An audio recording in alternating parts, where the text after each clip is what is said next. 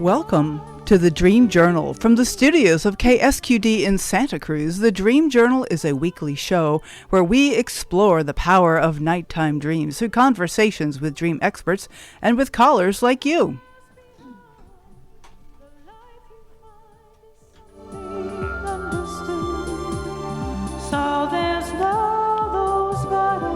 In the words of Carl Jung, who looks outside dreams, who looks inside awakens.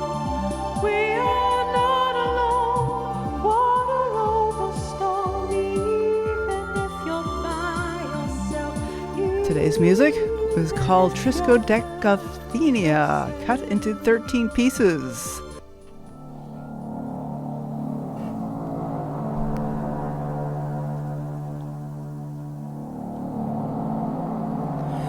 Inner peace for outer peace and mindful body awareness. Today's guest is Santa Cruz local movement coach Selene Kumin Vega. I'm your host, Catherine Bell of Experiential Dreamwork, and welcome to the Dream Journal. We are also a weekly podcast. Please subscribe, rate, and review, but most importantly, tell your friends. Archives are available at Apple Podcasts, Spotify, all those places. You can also go to ksqd.org/the-dream-journal. Plus, we are now on PRX, the Public Radio Exchange. You can look us up there or maybe contact your local community radio station about syndicating the Dream Journal. Wouldn't that be lovely? We have an in-studio guest today. Welcome, Selene. Hi, glad to be here with you. Excellent. All right. Selene Kumin Vega, PhD, is a licensed psychotherapist, a dancer, and a full professor at Saybrook University's Mind-Body Medicine graduate program. Her work with movement and experiential modalities evolved over 50 years of facilitating self-exploration, connection, and transformation. She developed and taught courses including body-oriented approaches to psychotherapy and mind-body-spirit applications in psychotherapy. You can find about Selene at her website, spiritmoving.com. Okay, Selene, so good to have you on the show. We met years ago, back in 2017, I do believe, with the first Festival of Dreams, which is a local conference, dream conference that I've been hosting. For years, we've had a break. Thank you, pandemic. But we'll be back. We will be back. And she helped facilitate workshops in the first and the second Festival of Dreams, which are all about movement. So tell me about movement. What is movement to you, and what is it that draws you to that? Well, I'll start by saying I was startled by your description of me as a movement coach. Yeah. Okay, well, thank you. Please correct the record. Yes. Partly because when I think of movement coach, I think of someone who is coaching someone's movements. More like telling you physically what you should be doing with your body, how to improve your walking, your whatever athletic ability. Like a physical therapist. Yes, and that's not what you do. That's not what I do. Oh, good. Thank you for that correction. Yeah, movement has been a part of my life and my work since I was born. My mother was a dancer and dance teacher, and so I was exposed to working with my body in different ways than just learning to walk from the very beginning, and always have felt drawn to that as my primary language in a way. I was an introverted child, and movement really did give me a way to completely express who I was, to be who I was, and to have a place to connect with others through that language without having to say anything. And as I grew into that world of dance, apprenticing at 15 to learn how to work with creative dance with children, for example.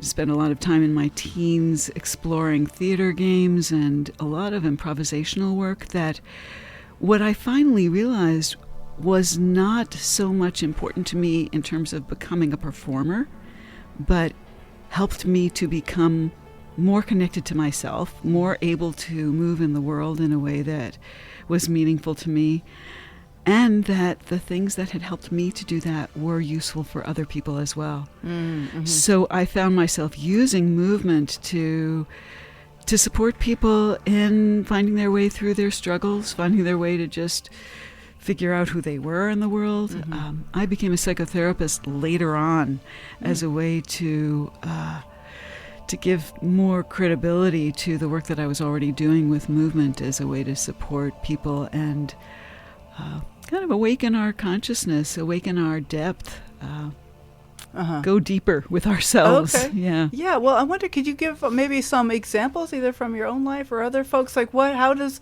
we could this might be a time to talk about movement with dreaming, or how do you use movement with folks? How do you help them? Mm-hmm. That's not physical therapy. Yes.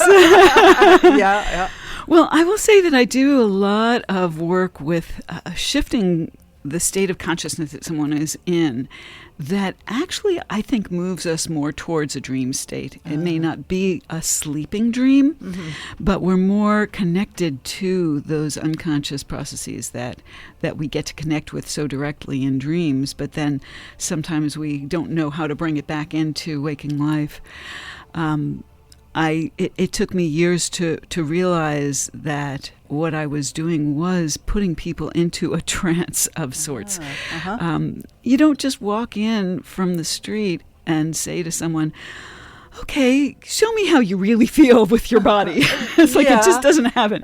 You have to shift the consciousness first. And so doing some relaxation work, shifting the breathing patterns, shifting the focus, beginning to allow the stream of consciousness that's kind of always there in the background to become forefront. And then opening up the door to seeing what does the body want to do right now? And giving that freedom to let the body tell us what's going on. And sometimes we may walk in, you ask somebody, how are you? And they say, oh, I'm fine. Right? We all know that. Totally. But if we go under the surface of that and say, how are you really feeling? Sometimes it's hard to find words for that. Sometimes it's hard for someone to feel like it's really okay to say what that even is, if they can connect with the words enough to know. But if I take them into a nice relaxed space, I may use music. I often use music to help people get to that deeper place, and then begin to explore, well, what's going on in your body right now? What is your attention drawn to? Maybe it's a place where there's pain in your body. Maybe it's something that feels more emotional, but you are actually feeling it in your body. Maybe a pressure at your chest. Maybe butterflies in the belly.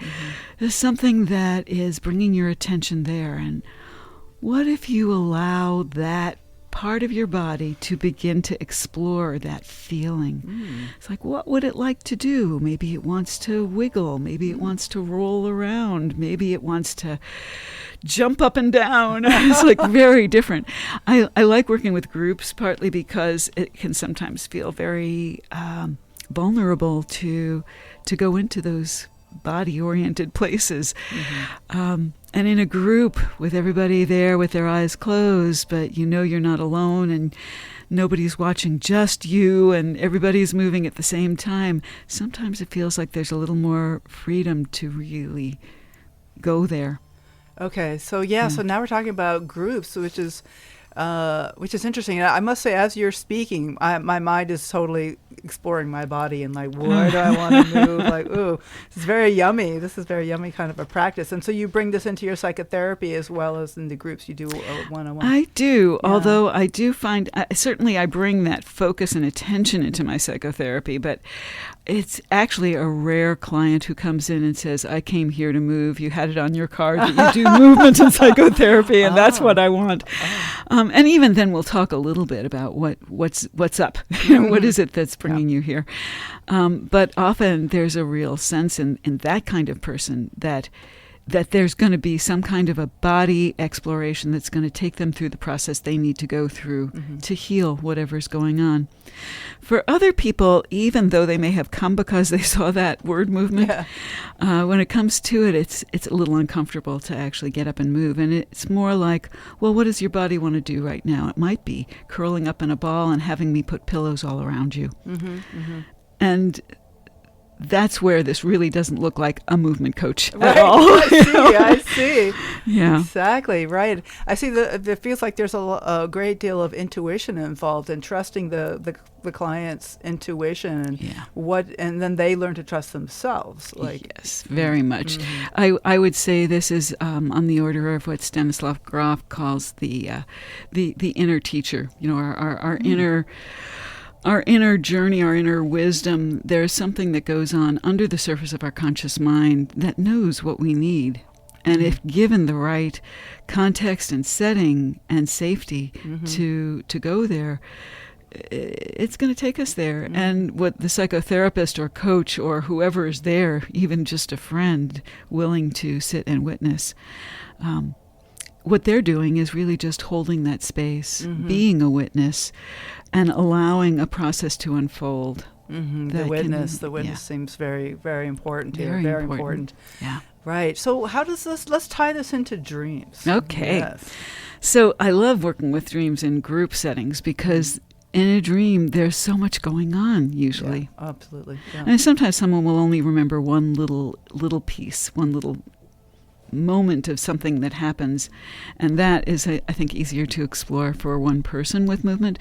But often there's a whole plot line that went on, and getting a whole group of people to support someone in exploring their dreams. The different people take on different roles in the dream. And by that, I don't mean necessarily just the people or even animals that might show up, but everything about it. So if it's a dark and starry night, someone could be the dark and starry night. Yeah. Okay, right. And all of that might include words, but a lot of the most important processing of it comes out of the movement. How does that dark starry night interact with the dream ego, the person who's exploring their own dream, and how are they interacting with each of the elements of the dream that's there, and what happens in their own body in response to each of those other elements? What's the dance that they're doing with each one of them? Right. Now, one of the things I often do with my folks and in workshops and things is I call it dream embodiment, where it's acting out the dream drama, where you're actually like taking the different parts of the dream, and the dreamer can just be in the different parts, but it's kind of it's like a drama. It's like acting out a theater kind of a thing. And now you have a little bit of a different take on that, right? Why don't you say a little bit more about your approach? Well, I would say it's still to some extent theater, but it's a little more surrealistic theater. Right. And I think part of how I might describe it to the group we're working with is going to influence that we don't turn it into just a story with a plot line and things that people say to each other, because often there aren't that many words in a dream. There may be a few, and they're powerful. Right. But surrounding those words is a lot else going on.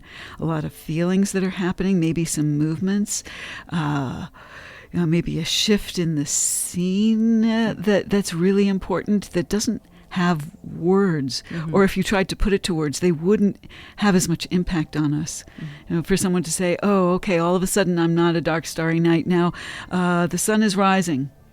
That feels really different than someone shifting from embodying a dark starry night to all of a sudden feeling that sun begin to rise, and their body begins to embody that sun rising, and the whole shift in the energy of the group and how they're relating to the dreamer as the sun versus the other, and no words have to be said. Because it's all in the body, and we are really, as humans, or as mammals perhaps, we're really adept at reading each other's bodies and facial expression and arms and shoulders. Just the movements, the way that we move are very intuitive, and there's something about also not needing words. Yeah. So often, I struggle to define how I'm feeling because I'm looking for a word. Yeah. But what if I was looking for a movement? Yeah. Ooh, this is getting me thinking. Yeah, Interesting. yeah, very much. I think the other thing about words is that we get used to the narrative that we've created to describe ourselves and our lives and our stories. You were asking for an example. I would say, back in the days when I was working at Star Lodge Hospital, which no longer exists. It was a wonderful residential treatment program in Scotts Valley, once upon a time, set up for addictions, but we had opened it up for eating disorders and depression and anxiety and a lot of other of the kinds of things that one can benefit from being in a residential setting, but being in a psychiatric hospital setting might not be the right setting for that. Although it was that, it had a more informal feeling. Well, as we were opening up the eating disorder program there, we had our first person come in, and so I didn't have a group to do my movement group with. I did the intake with our first person, and they spent an hour or so telling me their story, and we did what you might do, and being supportive of hearing somebody's really difficult story. And then it was time for the movement group. Okay. Well, She and I. Yeah. And I started it the way I usually do, with relaxation, lying down on the ground, and my idea was to do what I usually do, which is to begin to awaken this person into exploring with movement a little bit what was happening in their body. And really, it didn't take very long before we were in a very different place than we had been through that whole hour of hearing a very difficult story. But now there were tears. Now there was real feeling. Now we were under the surface of the story that had been created, which could be told as if it was just a story without the deep feelings. But the movement awakened the feelings? Yes. Is that what you're saying? Yes. Okay. Yes. So now we were in a place where we could do some real healing work. Just being in the story wasn't going to get us there. Okay. Right. So I love that. So there's so when we so there's something I want to come back to the witness. There's something about that I think is really valuable, and I wonder what you could say about the witness. Like, I mean, as a psychotherapist, you're a witness, and when you do groups, you do pairs or triads, right? And do you have any sense, like, what is that all about, the witness? Well, I think there's a couple of pieces to it. One is that it's not just about the person being witnessed. I mean, in a way, you might feel as the witness, I'm doing this service for this other person because I care about them. Or just because they're going to do it for me afterwards, too. So it's like, we're going back and forth here. Yeah. But there is something that I think awakens in us as witness, in allowing our hearts to open to another human being's real deep self, real deep pain, joy, everything that's there in them. Getting ourselves out of the way. And yet we feel a resonance often in ourselves because this is a human being, and everything that anyone experiences is something that any of us are capable of experiencing. Right. So there's a real sense of, I think, that an impactful connection to the fact that I'm not alone. Okay. That here we are, two beings together, and I am holding a space for this other being exploring, but I'm right there with them.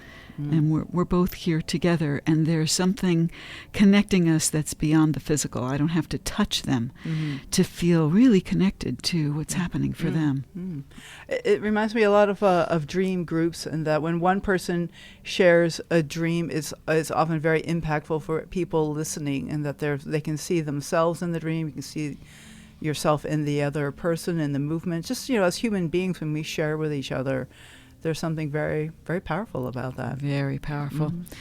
Back at in the earlier days of Saybrook University, where I am now, Stanley Krippner was for a very, very long time one of our main faculty members, and he would have, during our residential conferences when we'd come together, he would have a dream table every morning at breakfast, and that's exactly how it would work. Someone would share their dream, and everyone who was there was given an opportunity to say, if that was my dream, this is what it would mean for me. This is how it impacted me, to imagine myself in the dream that you just described. Oh my goodness. Well, we had a guest just a few weeks ago who also talked about Stanley Krippner's dream table. So there's something powerful about that. There's something there. So, this is all about connecting with inner wisdom and really trusting ourselves. And by speaking out loud and being witnessed, there's a way that I learned to trust myself. Like inside my head, I think, oh, I'm a horrible person, and if I say this out loud, people are going to run away. But when I get to say it out loud and nobody runs away, in fact, they're like, oh yeah, me too, then I really can feel that support, and I start to learn to trust myself. Yes. There's a wonderful exercise that we do sometimes with Stephen Gilligan at his trance camp, which is several weeks of generative trance training. It was wonderful. That one of the exercises we do, going off in dyads, and each person getting a chance to say, what I want you to know about me is... fill in the blank. I want you to know I'm, intelligent and really quick with my wit. What I don't want you to see about me is the part of me that's scared that I'm going to say the wrong thing and you're going to not like me. Sharing both of those is so powerful, and the other person doesn't do anything other than sit and receive. Kind of actively, but without words. Right. Yeah. Okay. Oh, I love that. And so how does this tie in with spirit? Mind, body, spirit. What do you see? And spirit moving is your website. This is Selene Kumin Vega, and we're talking about movement and so how does this tie in with spirit? What does that spirit mean to you? Yeah, well, that's, I think, an interesting question right there. What does it mean to me? Because I think it means different things to different people, and I like to make room for each person to find their own meaning for that, which makes it hard sometimes when I'm trying to bring that in with a group, and I want to make sure that everybody feels like their own understanding of what that is has room to be present there. People often put spirituality and religion together, and there are some overlaps, like a Venn diagram. There's a place where they do overlap, but there are also places where they each have their separate terrain. I think there are plenty of places where spirituality can live without religion having anything to do with it. So there's not a specific understanding of what that means for someone. They're exploring, what does it mean to understand myself as not just being in this body and mind.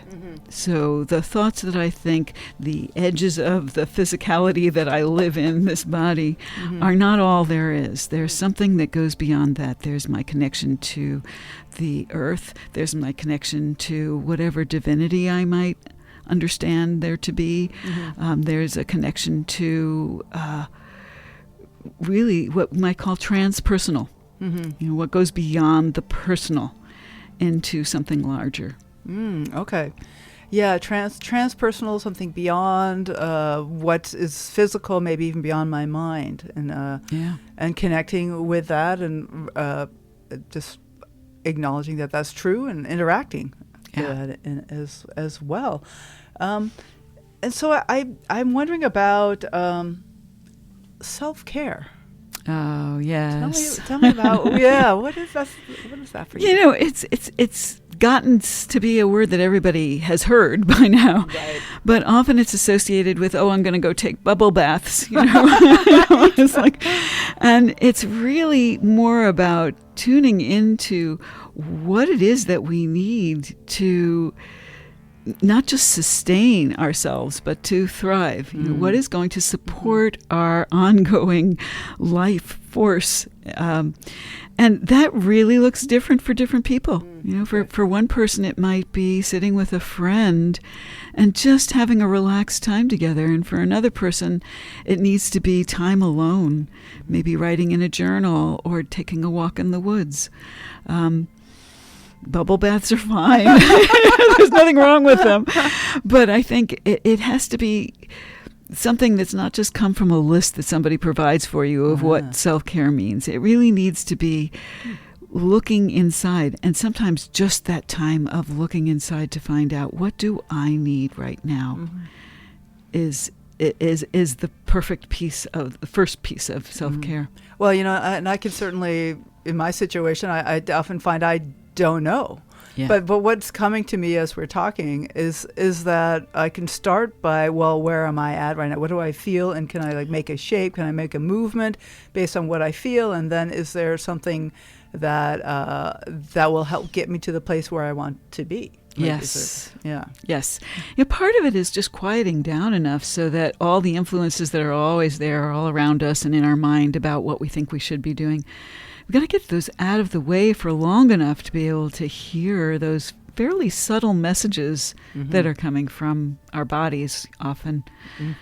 They are subtle. Yeah, I would say that one of the things I like to communicate to students and clients is we all have often that inner voice that says, "What's the matter with me?" Yeah. Right? You know that one? Oh yes, I know. I learned quite a while ago to reframe that whenever it comes up at all into, what do I need right now? Because that's really what it is. What's the matter with me is usually about some part of me complaining in a way that will be loud enough that I'll listen. Okay, right. Right. And then if I can stop criticizing that voice and judging it for, not doing what I want it to do right now and actually listen, there's often a lot of information there about what I actually do need right now. What do I need? So sort of more forward focused, like what do I need? Rather than shame, because what's wrong with you is kind of a shame thing. It's like, how come you're not in that place of peace right now? There's blame and shame. And usually I'm not in that place of peace because there's something I'm not taking care of in myself. And it's going to get louder and louder until I finally listen. That is the truth, isn't it? And that's, of course, where dreams has come in, like the recurring dreams or dreams that kind of keep knocking on the door. It's like, okay, you're not taking care of this. We need something here. There's something that is missing. Yes. And something you need, something, the dreams seem to really express where I'm at, and they often show a way forward, a way to get to what I need. Yes. I think dreams are partly important because they are a way of making that connection between what's under the surface of our conscious mind, which is what I'm talking about. How can we quiet down? Can we get those other things out of the way so we can hear that? Dreams are another way to hear that. Yeah. And I think they're working with us all the time, even the ones we don't remember are working away at what we need and where we're at. So we're going to take a short break, and then after we come back, we're going to be talking about inner peace for outer peace. Like how do we use the quest for inner peace as a way to create more outer peace. And so I'd like to say that our guest today is Selene Kumin Vega, and we are talking about the mind-body-spirited approaches to psychotherapy and self-growth. And we are broadcast live from the KSQD studios in Santa Cruz, and we are co-broadcast live in San Jose by KCXU.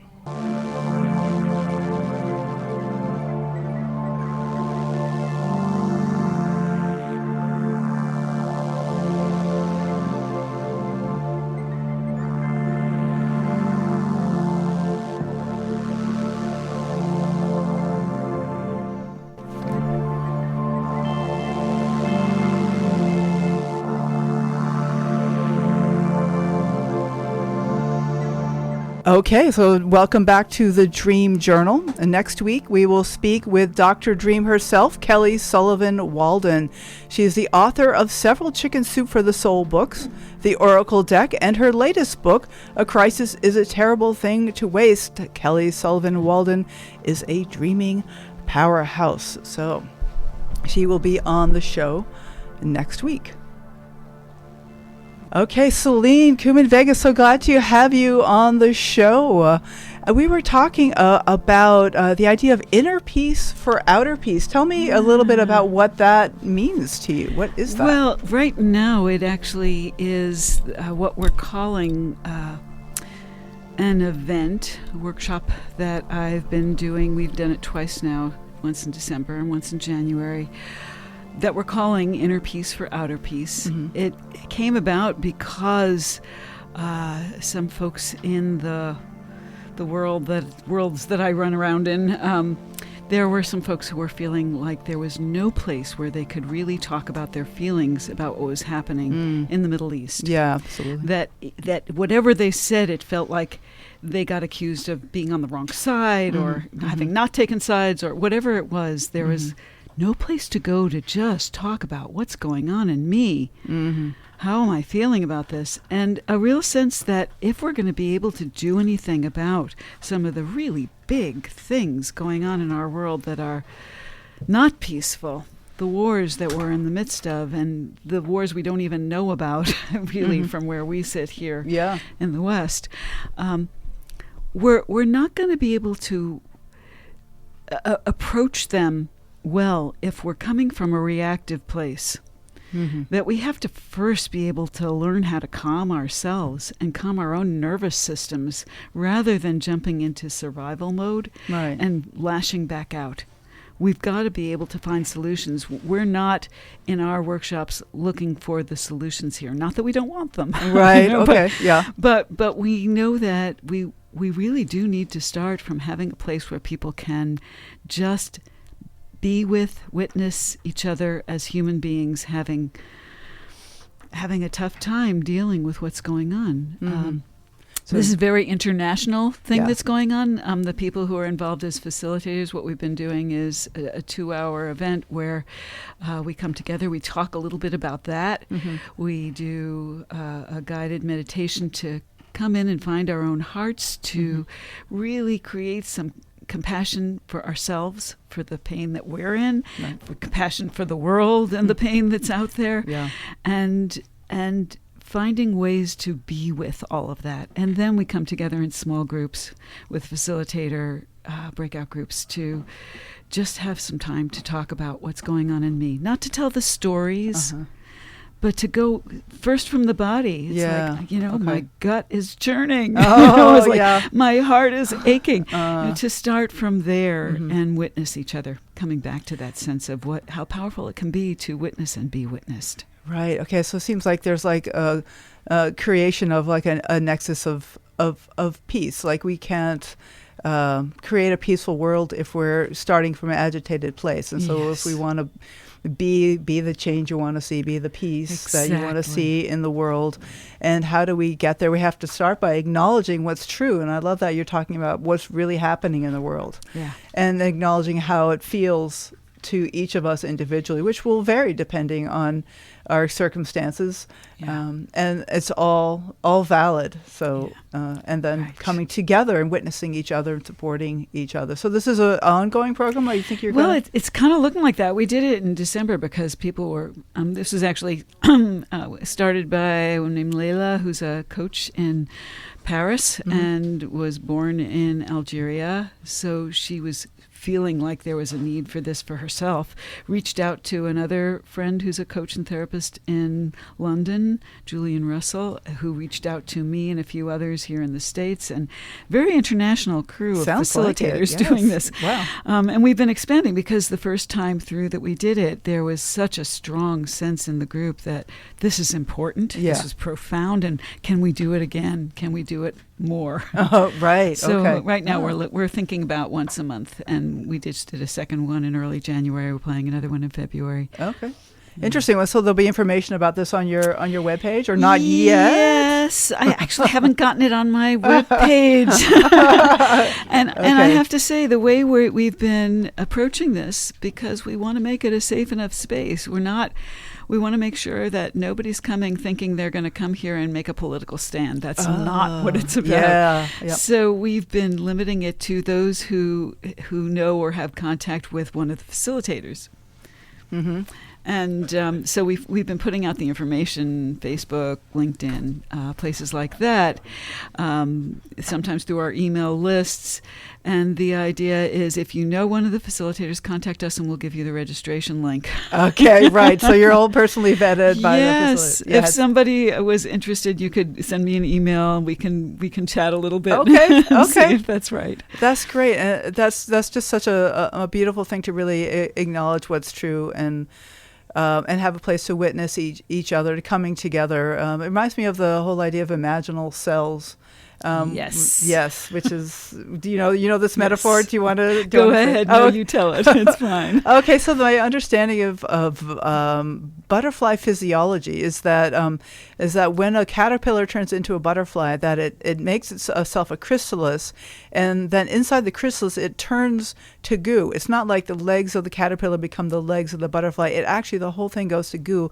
But inside of that goo, there are these cells, a very small number of cells in the goo that have the blueprint of the butterfly, and that is what forms the blueprint for what the butterfly is created from. And so it only takes a very small number of cells to make the butterfly. And so here we are in the goo, the modern goo. Yeah, and I want to say one of the things that's most important to me about that whole image is that as those imaginal cells emerge, they get attacked by the caterpillar cells. Oh, yeah. The caterpillars say, this is alien. It's not me. I can't have this. And they attack the imaginal cells. And I'm not sure, but I think that's actually part of how it turns to goo, is that there's a whole battle going on there. Oh, I see. It's like, I'm a caterpillar. No. That's right. No, there's nothing. You're a butterfly. What is that? Right. Eventually, there are enough imaginal cells that keep on emerging, even though they're being attacked, that they begin to take up the bulk of what's there and take over. Well, for me, that's one of the things about the value of community, whether it's, with your partner, with your friends, or in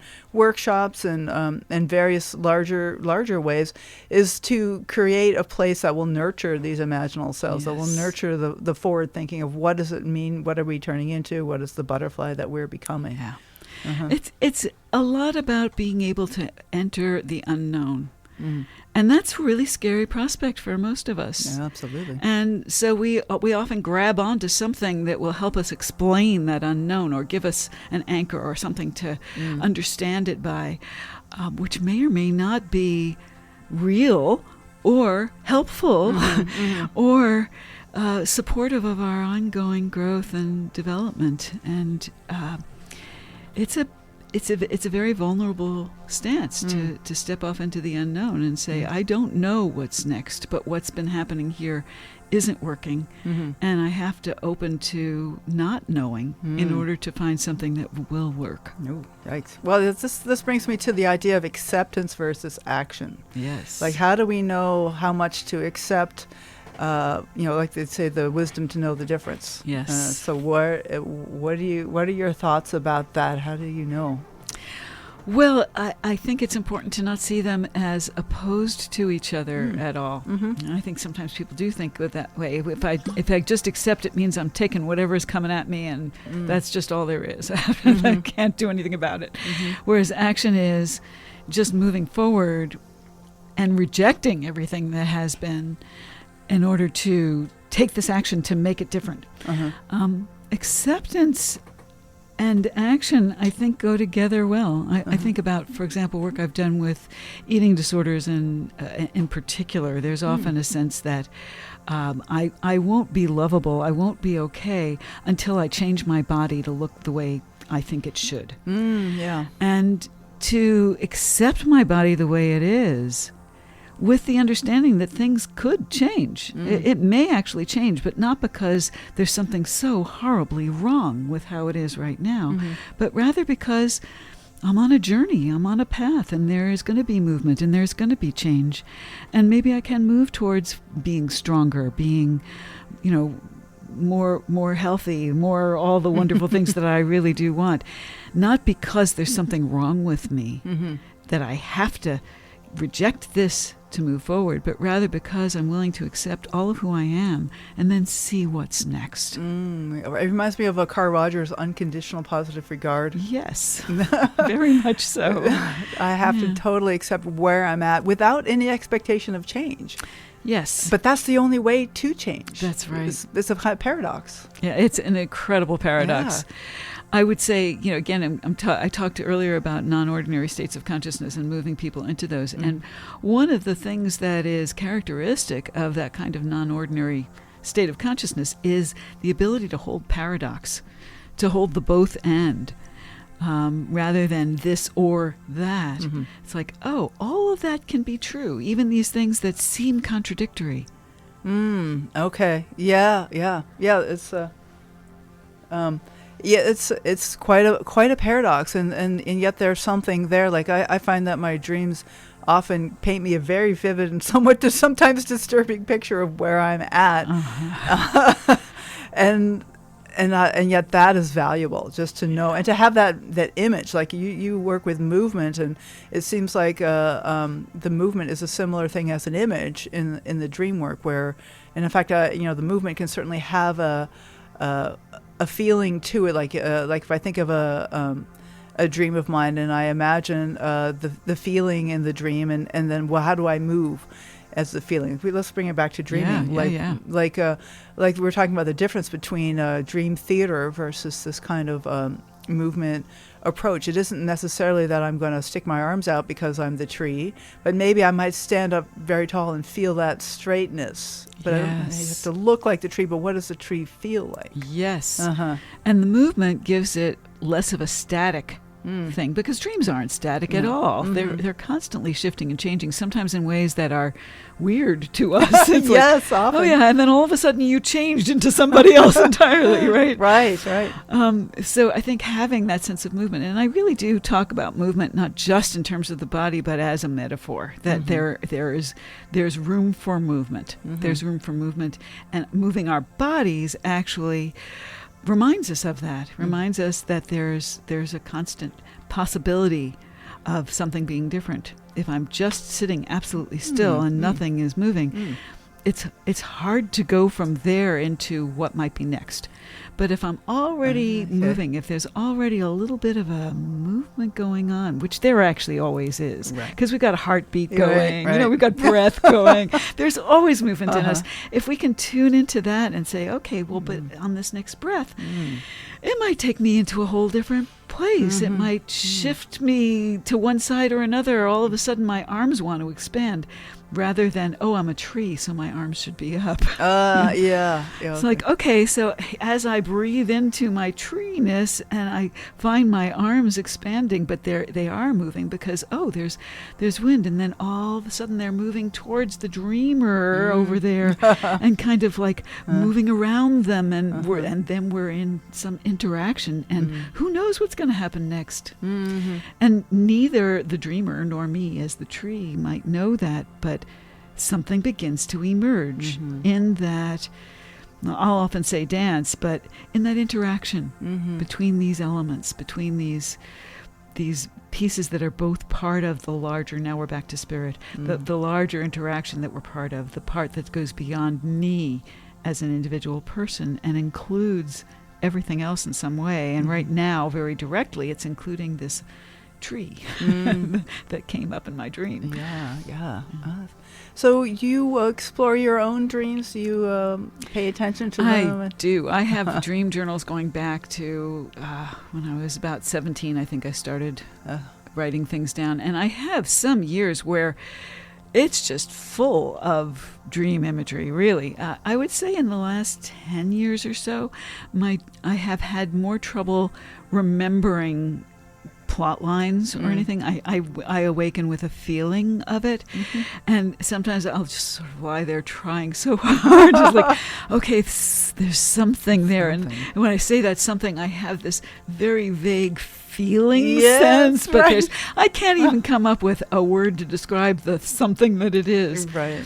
So I value them, and I do spend time even just sitting with the feeling of whatever got left with me, and I'm always overjoyed when I have enough of an actual storyline to write it down in my journal. Right. Yeah. There's something. There's something about that, as you know. I think there is some changes as we get older. It seems that there's people remember dreams less, but they're then all the more precious. They're still in there. They're still doing their magic. And yes, sometimes they're hard to get a hold of. I love the way you describe that. There's maybe no words for, like, I have like a kind of a gesture almost of something, like there's like it's slipping away. I'm like, what is it? Yeah, exactly. But I do, as you said, I do feel like they're working in me, even if I don't consciously remember them. There really is a sense of my honoring them feels important. Yeah. Even if I can't really do much with a storyline in them. Mm-hmm.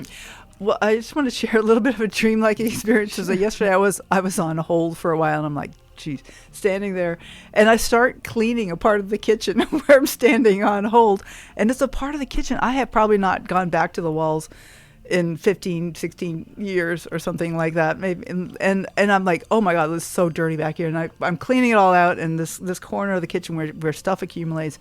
And then I was talking to my husband Max on the phone, and I said, oh, I was working at my astronomy. And he said, you just said astronomy. I haven't done astronomy in 10, 15 years probably. But somehow, instead of dreams, I was doing my dream stuff is what I was actually doing. But it was like something like it just doing this work in this corner of the kitchen opened up some part of me that dated back that far. And then last night I had a dream about that corner of the kitchen. And what I found is that my husband had built a whole nother sink over in that part of the kitchen. There was like another where there's no sink. It's just a part of the kitchen, but it's like water. There's some kind of source of water. There's something flowing there. First I spilled in the dream, I spilled water on the counter, and then I'm like, oh wait, there's a whole nother sink here.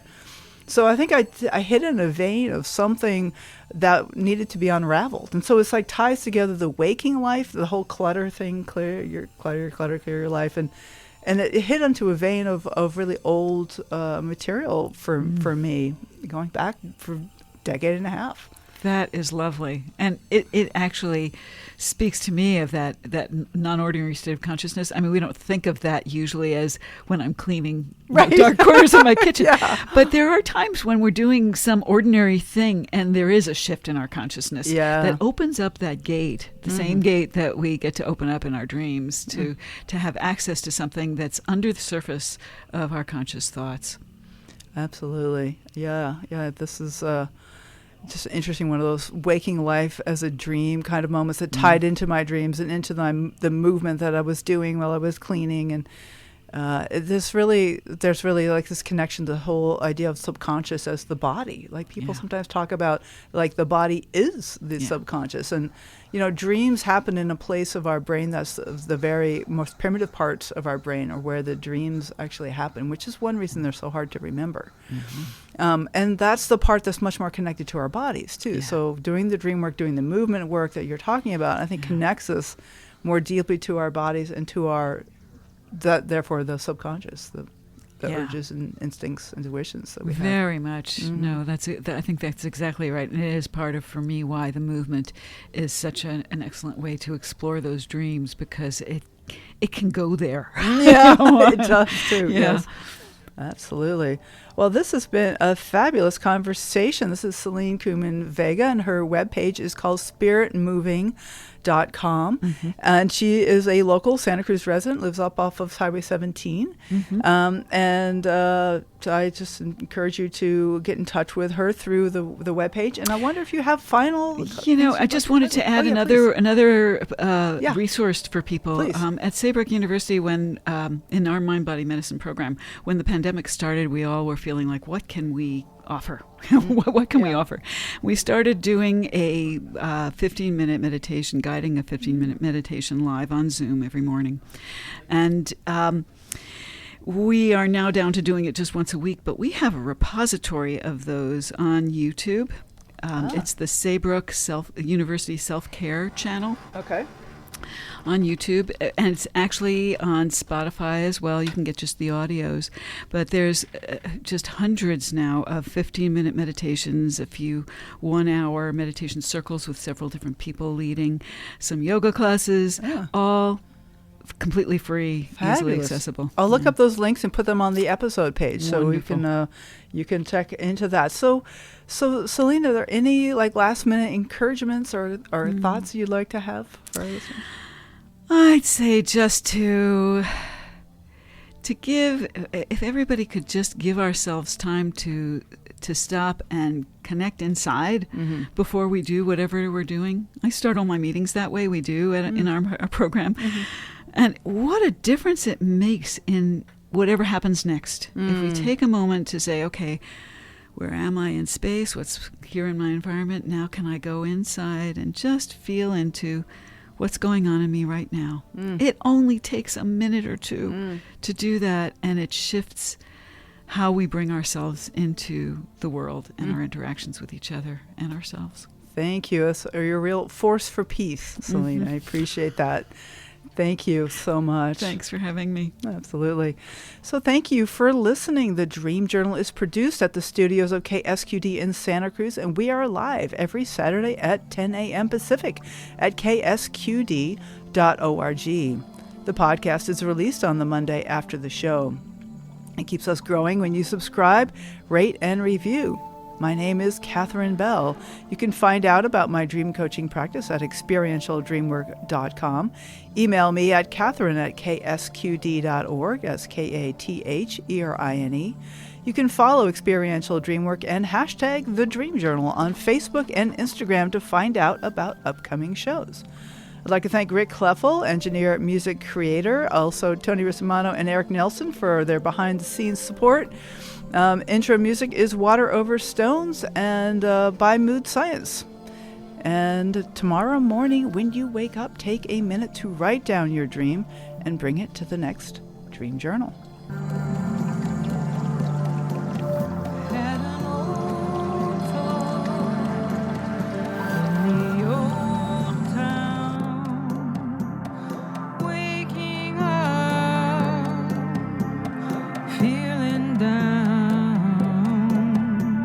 Was what I learned in the old school